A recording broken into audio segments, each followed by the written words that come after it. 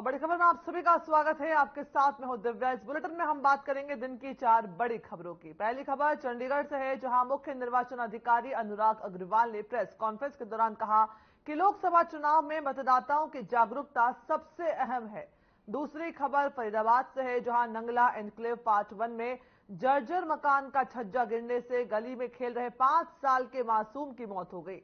तीसरी खबर भी फरीदाबाद से है, जहां इंडियन मेडिकल एसोसिएशन हरियाणा ने बड़ी घोषणा करते हुए राज्य के आयुष्मान कार्ड धारकों और चिरायु कार्ड धारकों को बड़ा झटका दिया है। और साथ ही चौथी बड़ी खबर अंबाला से, जहां स्कूल से घर लौट रही महिला से 2 बाइक सवारों ने स्नैचिंग की वारदात को अंजाम दिया और महिला का पर्स लेकर के फरार हो गए हैं।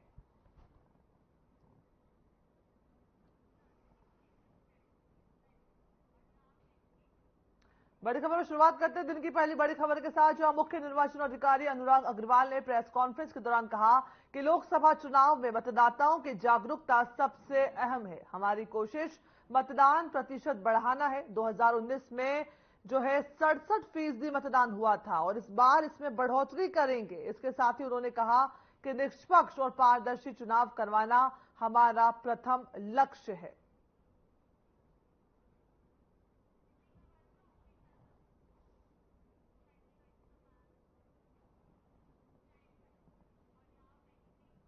और इसी खबर पर ज्यादा जानकारी के लिए ओपी शर्मा संवाददाता चंडीगढ़ से हमारे साथ जुड़ गए। ओपी, बहुत स्वागत है आपका बड़ी खबर में। मुख्य चुनाव आयुक्त जो है अनुराग अग्रवाल, उनका बयान सामने आ रहा है, क्या कुछ तैयारियां जो है उनके द्वारा की गई है? देखिए दिव्या, अगर हम लोकसभा चुनाव की बात करें तो कल जैसे ही पूरे देश में आचार संहिता लगी थी, तो वैसे हरियाणा में भी जो आचार संहिता लग गई थी। और आज सभी राज्यों के जो मुख्य निर्वाचन अधिकारी है उनको भी जो है निर्देश दिए गए थे कि वो अपने अपने राज्यों में जो है किए गए इंतजामों के बारे में मीडिया को अवगत कराए। तो उसी के चलते आज जो हरियाणा के मुख्य निर्वाचन अधिकारी अनुराग अग्रवाल थे, उनके द्वारा जो है मीडिया जो है कॉन्फ्रेंस की गई। इस कॉन्फ्रेंस में हरियाणा को लेकर उन्होंने सभी जानकारी दी। हरियाणा में छठे चरण के दिन जो है वो चुनाव होगा और 29 अप्रैल को जो है अधिसूचना जारी होगी। 6 मई तक नामांकन जो है दाखिल किए जा सकेंगे। अगले दिन नामांकन की वापसी होगी और 25 मई को जो है वो छठे चरण के तहत मतदान होगा। पूरे देश की तरह 4 जून को जो है मतगणना होगी। हरियाणा में अगर हम शेड्यूल कास्ट की बात करें तो 2 सीटें अंबाला और सिरसा जो है रिजर्व है। और कुल जो मतदान केंद्र इस बार हरियाणा में बनाए गए 19,812 हैं, जो पिछले बार के मुकाबले थोड़े ज्यादा है। वही मतदाता, अगर हम अब तक के जो वोटर्स की संख्या की बात करें तो हरियाणा में जो 1,99,00,000 के आसपास जो है मतदाता है और 26 अप्रैल तक जो है वो नए वोटर जो है वो अपने नाम इंडक्ट करवा सकते हैं। इसके लिए उनको जो संबंधित BLO या फिर जिला चुनाव आयोग या फिर वो भारतीय चुनाव आयोग की वेबसाइट के ऊपर ऑनलाइन भी जो है वो जो है आवेदन कर सकते हैं। अगर हरियाणा में मतदाताओं की बात करें तो 85 उम्र के आसपास के जो मतदाता हैं वो करीबन 2.5 लाख के आसपास हैं और दिव्यांग मतदाता 1,48,000 के आसपास है। और 100 साल से ज्यादा उम्र के जो मतदाता हैं वो 11,028। तो उन सभी के लिए अलग अलग से इंतजाम किए गए। अगर कोई 40% से ज्यादा डिसेबल है तो वो घर पर भी जो अपना वोट डाल सकेगा, लेकिन उसको BLO को सूचना देनी होगी। वहीं 85 साल से ऊपर का अगर कोई बुजुर्ग है तो वो भी अपने घर से जो है पोस्टल बैलेट के जरिए अपना मतदान कर सकेगा। तो इस तरह के तमाम प्रबंध किए गए हैं। हरियाणा के अंदर पर्याप्त मात्रा में EVM है और पर्याप्त मात्रा में जो है केंद्रीय सुरक्षा बल भी जो है वो तैनात किए जाएंगे। आदर्श आचार संहिता की बात करें तो उसको भी सख्ताई से लागू किया जाएगा। और सोमवार को चुनाव आयोग ने जो कल ही जो है एक सभी राजनीतिक दलों की एक मीटिंग बुलाई और मीटिंग में आदर्श आचार संहिता के पालन को लेकर उनको जो है जानकारी दी जाएगी। जी बिल्कुल ओपी, बहुत महत्वपूर्ण आपने जानकारी दी है कि 19,812 के आसपास जो मतदान केंद्र बनाए गए हैं। साथ ही 1,99,00,000 के करीब जो है हरियाणा में मतदाता है। बहुत अहम डेटा जो है आपने हमारे दर्शकों के साथ साझा किया। आपसे जानना चाहेंगे कि चुनाव आयुक्त की बहुत मुख्य निर्वाचन अधिकारी और चुनाव आयुक्तों की बहुत महत्वपूर्ण भूमिका चुनाव के समय हो जाती है निष्पक्ष और पारदर्शी चुनाव संपन्न करवाने की। तो कैसे जो है हरियाणा में इसे साकार किया जाएगा, क्या कुछ तैयार है इसको लेकर के? सुरक्षा की? देखिए दिव्या, अगर हम लोकसभा चुनाव की निष्पक्ष ट्रांसपेरेंसी की बात करें तो सबसे ज्यादा जो जिम्मेवारी है वो आम आदमी की बनती है, क्योंकि चुनाव आयोग के पास अगर कोई भी शिकायत जाती है तो वो उसके ऊपर 100 मिनट में एक्शन लेते हैं। अगर आम आदमी अपने आसपास कहीं पर भी जो है वो देखता है कि लाउड स्पीकर्स का ज्यादा इस्तेमाल करके छोटी मोटी नुक्कड़ रैलियां की जा रही हैं और किसी भी प्रत्याशी के पक्ष में काफिले में जो है बहुत ज्यादा जो है वो वाहन चल रहे हैं, या कहीं पर भी उसको लगता है कि सरकार की जो है पोस्टर्स लगे हुए हैं, सरकार की तरफ से कुछ जो है चुनाव में लुभाने के लिए जो है वो कुछ रेवड़ियां बांटी जा रही है, तो इस तरह की शिकायतों को वो जो है वो 1050 जो टोल फ्री नंबर है उसके ऊपर भी दे सकते हैं। साथ ही वो अपने मोबाइल से सी विजिल ऐप में फोटो खींच जी कर बिल्कुल भी ओपी, वो और साथ ही आपने जानकारी दी कि बिल्कुल जो है अधिकारियों द्वारा, प्रशासन के द्वारा मतदाताओं को जागरूक किया जा रहा है बढ़ चढ़ करके मतदान करने के लिए। तो ऐसे में ये सवाल बहुत अहम हो जाता है कि जिन लोगों के अभी तक मतदान कार्ड नहीं बने हैं, वोटर आईडी कार्ड नहीं बने, तो वो क्या अभी भी अप्लाई कर सकते हैं, बनवा सकते हैं अपना वोटर आईडी कार्ड? देखिए ज्योति, एक वोट का होना और वोटर आईडी कार्ड का होना दोनों अलग अलग बातें हैं। अगर किसी आदमी का वोट नहीं है तो वो 26 अप्रैल तक जो है संबंधित बीएलओ और अपने जिला निर्वाचन अधिकारी या फिर ऑनलाइन आवेदन करके जी अपना जो है नया वोट जो है वो मतलब बनवा सकता है। यही अगर किसी के पास वोटर कार्ड नहीं है तो हाँ, वोटर कार्ड होना अगर है तो अच्छी बात है। अपना वोटर कार्ड वो तब चुनाव मतदान से पहले अगर वो आवेदन करता है तो उसका जो मतदान जो चुनाव जो कार्ड है, वोटर कार्ड है, वो बन जाएगा। लेकिन अगर किसी का वोटर कार्ड गुम हो गया है और चुनाव वक्त पर नया ना बन पाए तो उनको घबराने की कोई जरूरत नहीं, क्योंकि भारतीय चुनाव आयोग द्वारा करीबन 2 दर्जन के आसपास विभिन्न डॉक्यूमेंट्स की जो है वो उसको अलाउ किया हुआ है, जिसमें अगर हम पैन कार्ड की बात माने उसको जो है पैन कार्ड, आधार कार्ड, जो राज्य सरकार और केंद्र सरकार के द्वारा जारी किए गए आई कार्ड, इसके अलावा और भी आपका पासपोर्ट, इस तरह के राशन कार्ड, आपका डोमिसाइल सर्टिफिकेट। जी बहुत अहम जानकारी ओपी आपने दी कि अगर किसी को नया वोटर आईडी कार्ड अप्लाई करना है तो 26 अप्रैल तक इसके लिए आवेदन कर सकते हैं, और साथ ही 6 मई तक जो है नए वोटर नाम जो है वो जोड़ दिए जाएंगे। और साथ ही अगर आपके पास वोटर आईडी कार्ड नहीं है, गुम हो गया है, तो आप जो अपने अन्य दस्तावेज जो ऑफिशियल वो आप दिखा करके मतदान कर सकते हैं। बहुत बहुत शुक्रिया ओपी आपका इस खबर में हमारे साथ जुड़ने का। बड़ी खबर में रुक करते हैं दूसरी बड़ी खबर का। फरीदाबाद के नंगला एनक्लेव पार्ट 1 में शनिवार की देर शाम को एक जर्जर मकान का छज्जा भर भराकर के गली में खेल रहे बच्चों के ऊपर जा गिरा, जिसके मलबे में दबने से लगभग 5 साल के बच्चे की एक मासूम की मौत हो गई है। दूसरे की हालत काफी गंभीर बताई जा रही है, जिसे फरीदाबाद के बादशाह खान सिविल अस्पताल में भर्ती करवाया है। बता दें कि पड़ोसी ने बताया कि दोनों बच्चे ट्यूशन पढ़ने के बाद घर के बाहर खेलने के लिए निकले थे। कुछ देर बाद ही जोर का धमाका हुआ। एक पल तो यूं लगा जैसे भूकंप आ गया, लेकिन जब गली के बाहर जाकर के देखा तो मकान का छज्जा नीचे खेल रहे बच्चों के ऊपर जा गिरा, जहां पर अन्य बच्चे भी खेल रहे थे। बच्चों ने बताया कि मलबे के नीचे 2 बच्चे दबे हैं। पड़ोसियों ने एक दूसरे की मदद से मलबे से दोनों बच्चों को बाहर निकलवाया। आनंद फानन में उन्हें बादशाह खान सिविल अस्पताल में इलाज के लिए भर्ती करवाया, लेकिन डॉक्टर ने फैजान को, एक मासूम बच्चे को मृत घोषित कर दिया। उसकी मौत हो गई है और एक की हालत गंभीर बताई जा रही है।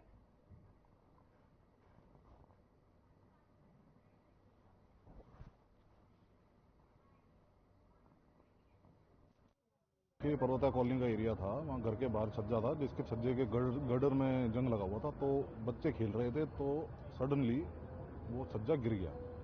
जो छज्जा गिरा तो उससे 3 एक बच्चे थे, जिसमें से एक बच्चे की एक्सपायर हो गया, बच्चा डेथ हो गई है। छज्जा गिरने से सर में चोट आई है, दूसरे बच्चे के पैर में चोट आई है, वो ठीक हो जाएगा। तो कोई शिकायत किसी की तरफ से कोई दी गई है? अभी क्या कार्रवाई की जा रही है? अभी फिलहाल बच्चे का कार्रवाई चल रही है। अभी जैसे ही बयान होंगे, जो भी शिकायत मिलती है उसके अनुसार फिर कानूनी कार्रवाई अमल में लाई जाएगी। कितनी उम्र रही होगी बच्चों की, सर कुछ जानकारी मिली हो? जिस बच्चे की डेथ हुई है वो 5 साल का था। और इस खबर पर जरा जानकारी के लिए मोनू पांचाल हमारे साथ जुड़ गए हैं। मोनू, क्या कुछ जानकारी आपके पास में, कैसे इतना बड़ा हादसा हो गया कि एक 5 साल की मासूम की जान चली गई? देखिए दिव्या, ये फरीदाबाद का जो है, फरीदाबाद के इनक्लेव 1 का जो है ये पार्ट का जो है ये मामला है। मैं आपको बता दूं कि जिस तरीके से दिव्या जो है इस फरीदाबाद के इनक्लेव पार्ट 1 में जो है एक मकान था जो जर्जर हालत में पड़ा था। जिस तरीके से वहां पर जो है 2 बच्चे थे और दो मासूम बच्चे जो है उस छज्जे के नीचे खेल रहे थे। यानी कि वो बच्चे पहले स्कूल पढ़ के आए, उसके बाद में ट्यूशन गए, ट्यूशन में आने के बाद शाम के समय उस मकान के छज्जे के नीचे जो है वो खेल रहे थे और छज्जा जो है भड़बड़ा करके उन बच्चों के ऊपर गिर गया। और जिस तरीके से वहां पर जब छज्जा गिरा तो आसपास में जो है वो जो माहौल है वो अफरा तफरी का यानी कि सनसनी फैल गई, क्योंकि लोगों का यही कहना था कि भूकंप आ गया। लेकिन जब बाहर निकल के देखा तो कहीं छज्जा जो है वो टूट करके 2 मासूम बच्चों पर जा गिरा और वो मलबे में दब गई। बड़ी आनंद फानंद से जो है आसपास के लोग जो है वो जो है मलबे की तरफ भागे और कहीं ना कहीं मलबे को जब वहां से हटाए तो 2 बच्चे उस मलबे में दबे हुए मिले, जिसकी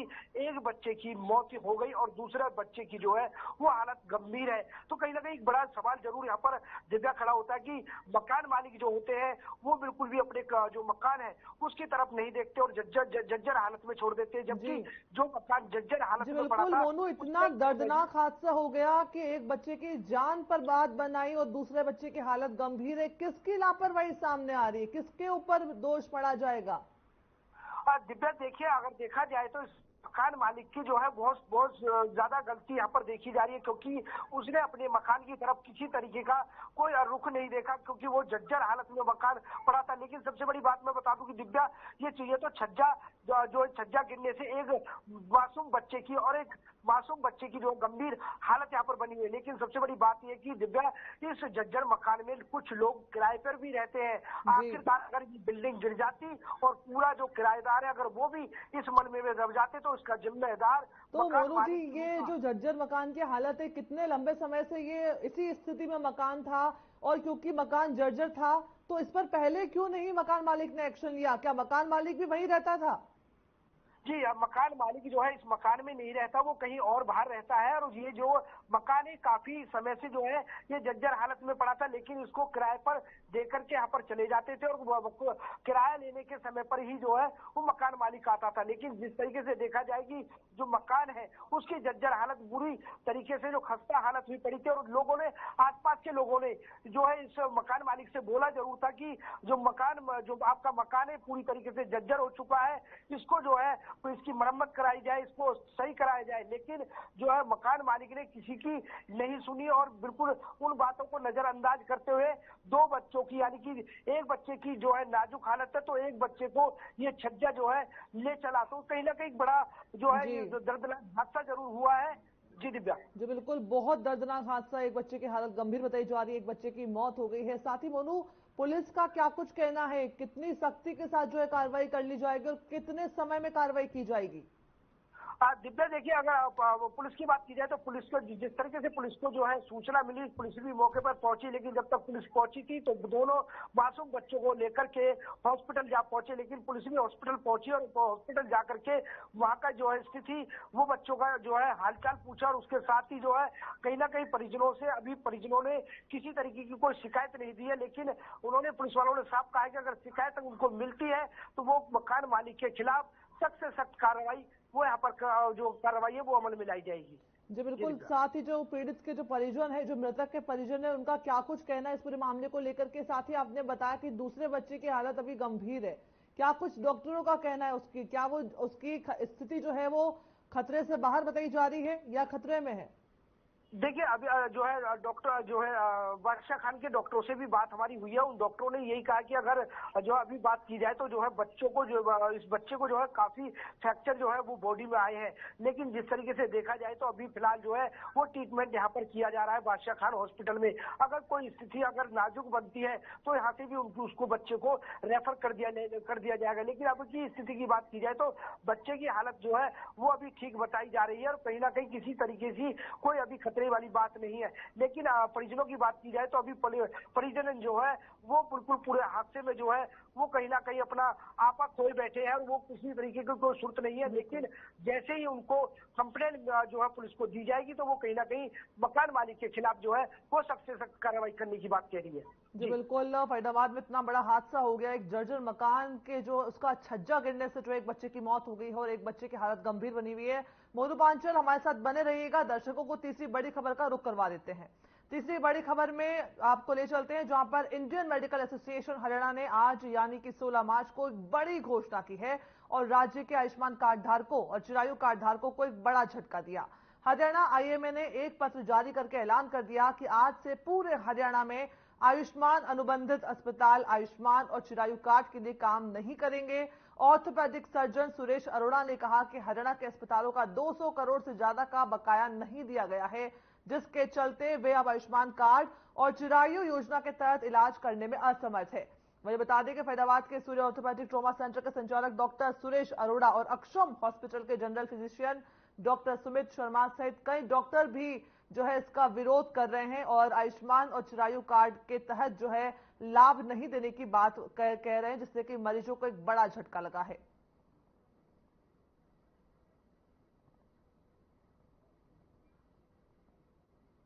मैं डॉक्टर प्रेम मग्गू, डायरेक्टर अपूर्वा हॉस्पिटल फरीदाबाद से। आयुष्मान पेशेंट्स का हम ट्रीटमेंट पिछले 3 साल से कर रहे हैं, 3 से भी ज्यादा साल से, पर पिछले लास्ट 1.5 ईयर हमारे पास एक भी पेमेंट नहीं आई। और रादर वो जो डिडक्शन कर रहे हैं, डिडक्शन किसी का तो 80% डिडक्शन कर रहे हैं, किसी का 90% डिडक्शन कर रहे हैं और पेमेंट एक भी नहीं आ रही। और इसके अलावा मरीजों के लिए जो अब नए पैकेजेस पिछले 1 साल से अदर स्टेट्स ने लागू कर दिए हैं, पर हरियाणा स्टेट ने लागू नहीं करे। कई बार हम लोग हायर अथॉरिटी से मिले, हमें वर्बल एश्योरेंस मिलती है पर एक्चुअल में कुछ नहीं होता, तो इसलिए हमने अब 16 तारीख से इन मरीजों का इलाज करना बंद कर दिया है। एक्चुअली ऐसा है, पिछले करीबन 1.5-2 साल से जितने भी हरियाणा के आयुष्मान एंड पैनल हॉस्पिटल हैं, उन सबको काफ़ी दिक्कतें आ रही थी। जैसे कि उनको पैसा नहीं मिल रहा था और मिलता था तो बहुत देर से मिलता था और बहुत ज़्यादा कटौतियाँ होती थी उसके अंदर। और इसके अलावा मेन प्रॉब्लम एक ये थी कि जो भारत सरकार ने एक नया पैकेज लागू किया हुआ है जिसको 2022 बोलते हैं, वो बाकी स्टेट्स में लागू हो गया है, हरियाणा में पिछले 2 साल से अभी तक लागू नहीं किया गया है। तो इस तरह की डिमांड्स के लिए हम हरियाणा सरकार से पिछले 2 साल में 4 या 5 बार मिल चुके हैं, तो अभी तक कोई भी रिजल्ट्स नहीं आ रहे थे। और हम लोगों ने कई बार सरकार को कहा कि हमारा ये काम कीजिए, हम बहुत परेशानी में हैं। डॉक्टर्स के 1-2 करोड़ रुपए के ऊपर इकट्ठे हो गए उनके बैलेंस, और उनको हॉस्पिटल चलाने में दिक्कत हो रही है बहुत ज़्यादा। देखो, ये पिछले काफ़ी समय से, पिछले 1 साल से कुछ समस्याएं हमारी जो सरकार के साथ चल रही थी आयुष्मान भारत के तहत, उस कारणवश हमने उसको बंद किया है। पहला कारण है कि बहुत ही ज़्यादा डिडक्शन, मतलब अगर हम कोई सर्जरी 20-22 हज़ार रुपये में करते हैं तो उसमें काफ़ी ज़्यादा डिडक्शन अप्रूवल के बाद आ जाती हैं। एक तो बहुत बड़ी प्रॉब्लम है। दूसरा, हमारे जो पैकेज हैं पिछले 6 साल से वो रिन्यू नहीं किए गए हैं, जबकि दूसरे स्टेट्स में आयुष्मान भारत के पैकेजों को रिन्यू किया गया है, उसमें काफ़ी अच्छे पैकेज दिए गए हैं, जबकि हरियाणा में ये पिछले 6 साल से नहीं हुआ है। और इसी खबर पर हमारे साथ बने हुए हैं मोनू पांचाल। मोनू, आईएमए का एक बड़ा फैसला, ये फैसला है या लोगों के लिए मुसीबत? क्योंकि अब इससे जो है लोगों का इलाज नहीं हो पाएगा, आयुष्मान कार्ड धारकों का और चिरायु जो कार्ड धारक है उनके लिए एक बड़ी परेशानी यहाँ पर बनती दिख रही है। क्या कहेंगे इस पर? दिव्या, देखिए, लोगों को जिस तरीके से सरकार ने जो है आयुष्मान कार्ड और चिरायु कार्ड जो है वो वितरित किए थे, तो कहीं ना कहीं गरीब लोगों को ये जरूर लग रहा था कि कहीं ना कहीं सरकार के चलते जो है उनका इलाज यहाँ पर फ्री होगा। लेकिन यहाँ पर जो है मेडिकल यानी कि इंडिया मेडिकल एसोसिएशन ने एक बड़ा झटका यहाँ पर देते हुए ये कहा कि उनका जो आयुष्मान कार्ड और चिरायु कार्ड के जो कार्ड जो धारक है उनको किसी तरीके का इलाज जो है वो नहीं मिल पाएगा। ये बड़ा सबसे बड़ा झटका है गरीब लोगों को लगता हुआ नजर आ रहा है, क्योंकि जिस तरीके से इंडियन मेडिकल एसोसिएशन ने साफ तौर से कहा कि जो चिरायु कार्ड है उनको किसी तरीके का इलाज नहीं मिलेगा। लेकिन सबसे बड़ी बात मैं आपको बता दूं कि लोगों को काफी आस थी, क्योंकि लोग जो है अपना चिरायु कार्ड आयुष्मान कार्ड लेकर के हॉस्पिटलों में पहुंचते थे, वो अपना इलाज कराते थे, सर्जरी कराते थे, तो कहीं ना कहीं जितना भी बड़ा महंगा यानी कि 5 लाख तक का उनका इलाज जो है वो मुफ्त में होता था। लेकिन जिस तरीके से यहाँ पर जो है इंडियन मेडिकल एसोसिएशन ने जो झटका दिया है वो कहीं ना कहीं लोगों को, गरीबों को, चिरायु कार्ड वाले धारकों को यहाँ पर हिला के रख दिया है। ये सबसे बड़ी यहाँ पर खबर आ रही है। ये भी देखा जाए कि मेडिकल जो इंडियन मेडिकल एसोसिएशन है उसने आरोप भी लगाते हुए कहा कि सरकार ने अभी तक उनके 200 करोड़ रुपए वो नहीं दिए गए हैं, उनके जो लाइसेंस थे वो रिन्यू नहीं कराए गए। तो इस तरीके के यहाँ पर जो है वो यहाँ पर झटका लगता हुआ दिव्या साफ तौर से देखा जा सकता है। जी दिव्या। बिल्कुल मोनू बांसल आप बता रहे हैं कि 200 करोड़ का जो है हरियाणा के अस्पतालों को भुगतान नहीं किया गया, जिसके चलते इंडियन मेडिकल एसोसिएशन ने यह फैसला लिया है। लेकिन क्या इसके बीच में कोई बीच का रास्ता नहीं निकल सकता था? प्रशासन और आईएमए की बातचीत का उन्हें इंतजार करना चाहिए था। क्या कुछ बातचीत हुई है और अब आगे क्या समाधान इसका निकल सकता है, क्योंकि जनता को तो खासी परेशानी हो रही है इससे?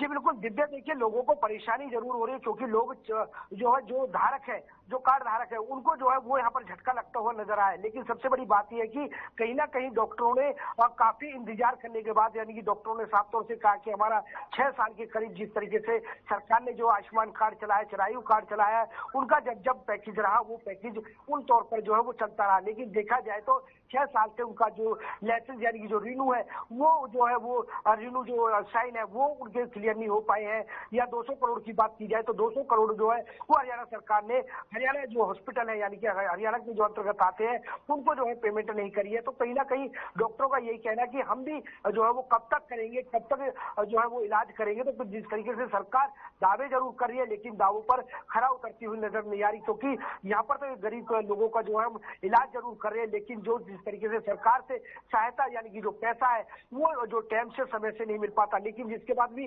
दिव्या डॉक्टरों ने ये भी कहा कि अगर बात की जाए तो 20,000 का अगर वो इलाज कराते हैं तो उनकी फॉर्मेलिटीज इतनी होती है कि वो फॉर्मेलिटीज जो है वो पूरी नहीं हो पाती है। तो इस तरीके से यहाँ पर डॉक्टरों ने भी आरोप लगाते हुए कहा।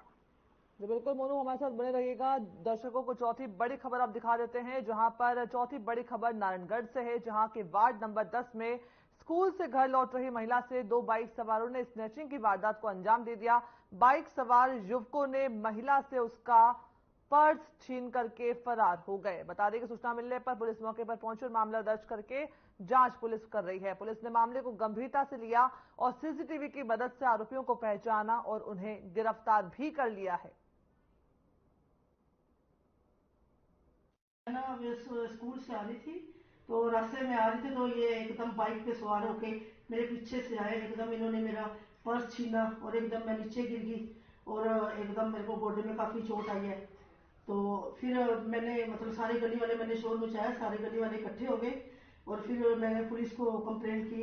SHO सब ये सब एकदम पुलिस वाले मतलब पूरी एकदम कार्रवाई की है और ये फिर इन्होंने ये उसमें कैमरे में इनकी मतलब वो आ गई है इनकी पूरी हमारी पुलिस वालों ने हमारी पूरी हेल्प की, पूरी हमारी सहायता की गई है। साथ के साथ स्टाफ साथ के साथ हमें गाड़ी में बिठा के आया, कैमरे चेक किए हैं और उसके बाद दोबारा फिर कैमरे चेक किए हैं। उसके बाद रात को हमारा साथ दिया, रात को 9 बजे वो गिरफ्तार भी किए गए। कल बाद दोपहर करीब 3 बजे के करीब थाने में सूचना प्राप्त हुई थी जैसे वार्ड नंबर 10 में एक रितु नाम की लेडीज है, उनके साथ स्नैचिंग होगी। तो पुलिस तुरंत मौके पे पहुंच के वहां के सीसी फुटेज वगैरह चेक करके और कंप्लेंट लेके और लेडीज को पहले हॉस्पिटल में उसका जो भी थोड़ी बहुत चोटें लगी थी उनका ट्रीटमेंट करवा के और दोनों अक्यूज को अरेस्ट कर दिया शाम को। तो आरोपी कौन कौन है जी? आरोपी एक तो लड़का है, ये बड़ा गांव का लड़का है आशू, पहले भी इसके ऊपर चोरी जम करता था। एक लड़का है किशन, वही फजलासा चौक पे रहता है, उसकी कोई फूलों की दुकान है, उस पर भी पहले मुकदमा दर्ज है। ठीक है जी।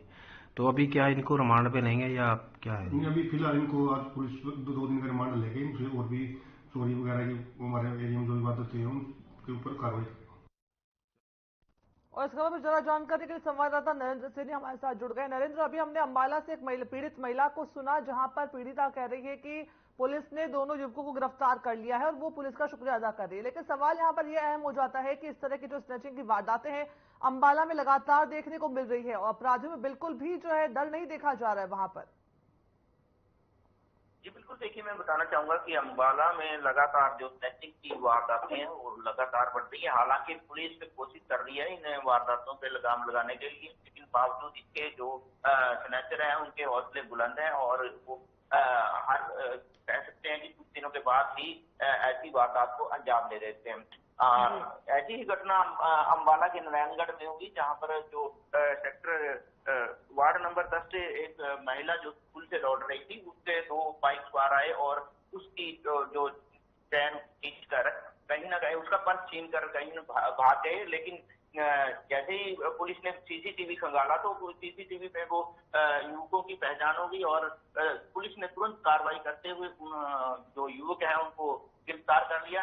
हालांकि देखने वाली बात ये होगी, पुलिस ने मुस्तैदी जरूर दिखाई है लेकिन ये वारदातें किसी कम होने का नाम नहीं ले रही। अब देखना होगा कि पुलिस ऐसे जो वारदात करने वाले लोग हैं उन पर कैसे लगाम लगा जी बिल्कुल नरेश सैनी, बिल्कुल अब देखना ये बिल्कुल वो रहेगा कि पुलिस जो है ऐसे मामलों को कब तक रोक पाने में कामयाब होती है। बहुत बहुत शुक्रिया नरेश सैनी आपका हमारे साथ इस खबर में जुड़ने के लिए। बड़ी खबर का एक खास बुलेटिन देख रहे थे आप, इसमें फिलहाल इतना ही। मुझे दीजिए इजाजत, नमस्कार।